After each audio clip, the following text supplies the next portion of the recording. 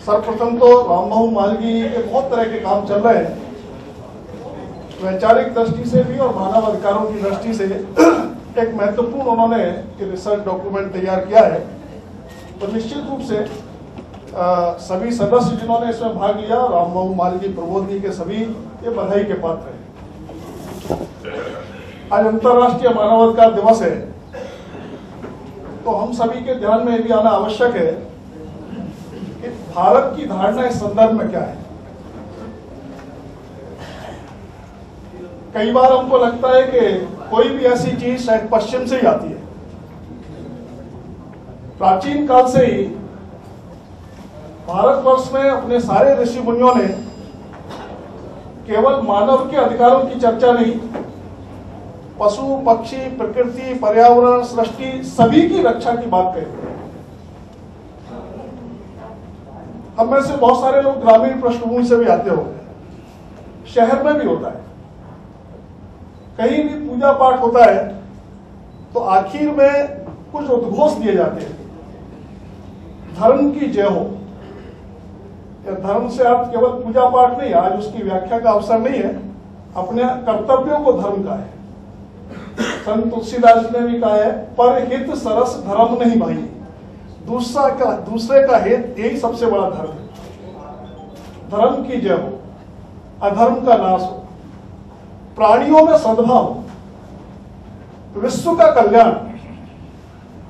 मेरे देश की अनपढ़ बूढ़ी मां भी प्रातःकाल उठते ही विश्व कल्याण की प्रार्थना करती है। यह है भारतवर्ष।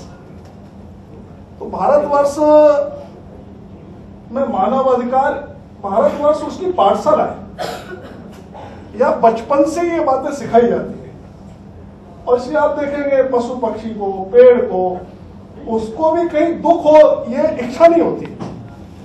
तो यहाँ इसकी कल्पना ये पहले से दी गई है। अपने बहुत सारे ऋषि मुनियों ने बहुत सारे श्लोकों में बहुत सारी बात कही है। मैं देख रहा था कि मानव अधिकार के लिए जो लोगो तैयार किया गया है, दोनों हाथों में एक सुरक्षित है मानव का अधिकार, उसमें भी लिखा है सर्वे भवन्तु सुखिनः, सभी सुखी हो। तो ये भी भारत से ही कल्पना गई है, सर्वे भवन्तु सुखिनः, सर्वे सन्तु निरामयाः। तो ये भारतवर्ष का दृष्टिकोण है। तो आज अंतर्राष्ट्रीय मानव अधिकार दिवस है, तो हम सब भारत में बैठे हैं, तो भारतीय दृष्टिकोण भी हमारे ध्यान में आना आवश्यक है। दूसरा एक छोटा सा प्रश्न, जब सारी दुनिया में अनेक मानव अधिकारों के लिए काम करने वाली संस्थाएं अपनी अपनी रिपोर्ट प्रकाशित करती है, इसमें भी उल्लेख है, विनय जी ने भी उसकी चर्चा की। पता नहीं क्या कारण है कि दुनिया भर में रहने वाले हिंदू समाज के जितने भी लोग हैं, उनके जब मानव अधिकार हनन होता है तो समझ में नहीं आता कि उनकी रिपोर्ट में उन मानव अधिकारों के हनन की उपेक्षा क्यों होती। हमारे ध्यान में नहीं आता कि कश्मीर से इतने लाख लोग विस्थापित हुए, उनके मानव अधिकारों की चर्चा लीडिंग जो ह्यूमन राइट वाच और ये सब संस्थाएं उसमें कितनी हुई। अभी पाकिस्तान का उल्लेख क्या किया गया है, पता है उन्होंने कि एकदम उपेक्षित रूप में ही उसकी चर्चा तो की है, फेस सेविंग तो किया उन संस्थाओं ने, लेकिन बहुत सामान्य ढंग से की। तो निश्चित रूप से चिंता का विषय है। भारतीय जनता पार्टी ने तो संसद में भी इस विषय को उठाया, और रामबाबू मालवीय प्रबोधनी ने इस विषय की चर्चा की है। तो निश्चित रूप से ये एक महत्व का विषय है, और अंतर्राष्ट्रीय मंचों पर यह विषय जाना भी चाहिए।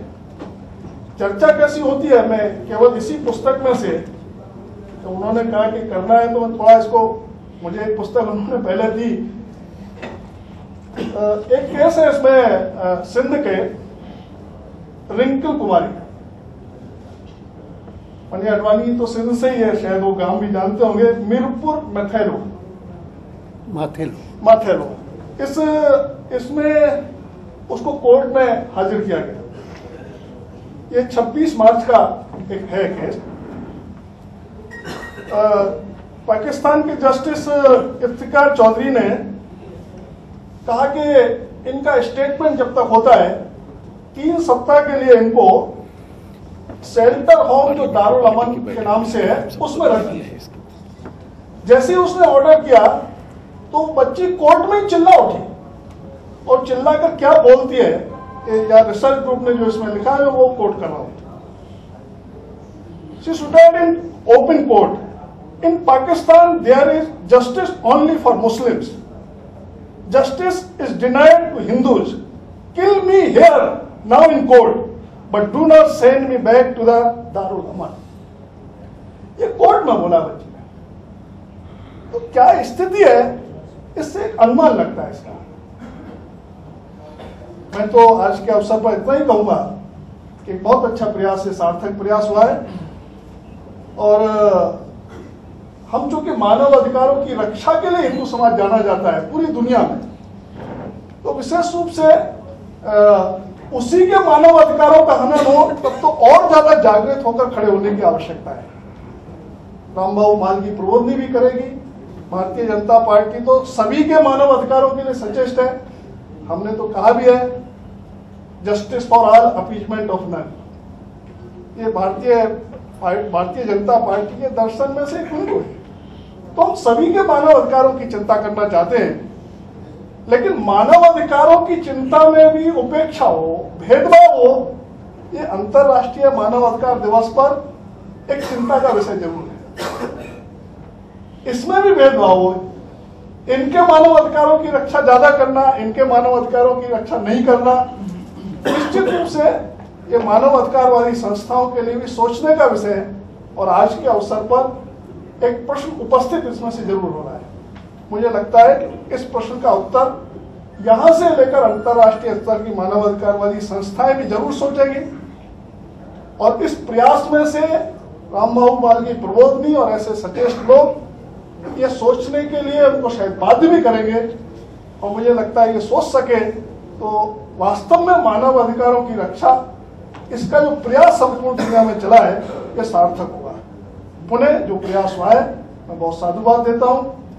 और भारतीय दर्शन जो मानव अधिकारों के संबंध में है उसको भी हम समझें, और विशेष रूप से हिंदू समाज के मानव अधिकारों की रक्षा के लिए जहां जब मानव अधिकारों का हनन हो रहा है, संपूर्ण दुनिया इसकी भी चिंता करे। वो भी मानव है, ये आवाज कैसे उठ सकती है। आज स्वयं माननीय अडवाणी जी हैं, उनके उद्बोधन से निश्चित रूप से ये आवाज केवल इस कॉन्स्टिट्यूशन क्लब नहीं, ये आवाज संपूर्ण दुनिया के मंच तक पहुंचेगी, ऐसा विश्वास करता हूं। बहुत बहुत धन्यवाद।